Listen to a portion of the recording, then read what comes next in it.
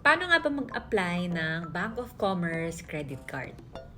Pag-usapan natin yan dito because maraming nagtatanong sa akin sa YouTube, paano nga daw ba ako nag-apply ng Bank of Commerce or credit card sa Bank of Commerce? So the first thing that I did is tumawag ako sa kanila kasi every time na pumupunta ako sa website nila, wala akong makitang form o kaya naman parang, alam mo yon yung ready na pwede mo siyang fill upan for credit card application. So, ang ginawa ko, tinawagan ko na lang sila. And then, saka ko tinanong pa isa-isa kung ano ba yung mga requirements. Number 1 requirement dyan is, so, nagbe-base lang ako sa mga previous chats. Number 1 is, of course, ITR or income tax return kung meron kang work.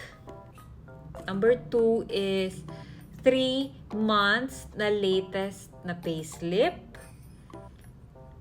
Certificate of employment, nag-submit din ako.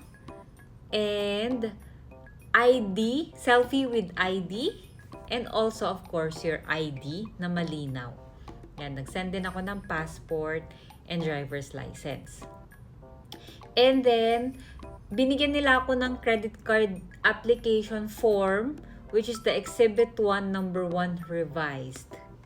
So, ganito yung itsura niya. Yan. So, yan. Finilapan ko lang and then inattach ko sa email. Then, nagbigay din ako ng number ko para just in case they needed to call me, matatawagan nila ako. So far, so good naman after a few days. Di ba, after na nila ma-acknowledge na yung aking application is, ang bilis dumating, parang 1 to 2 weeks dumating na agad sa akin yung card. So ayun, ganun mag-apply sa Bank of Commerce. Hindi ako pumunta sa kanilang branch kasi medyo hassle kapag ganun. Mahilig talaga ako sa mga online transactions na lang. As much as possible, if kayang gawin online, ginagawa ko talaga yung mga transactions ko online. But I do make sure that it's safe. And I only transact with reputable banks. So, yun lang naman. Sana nakatulong. Thanks for watching. If you want more contents like this, please do like and follow.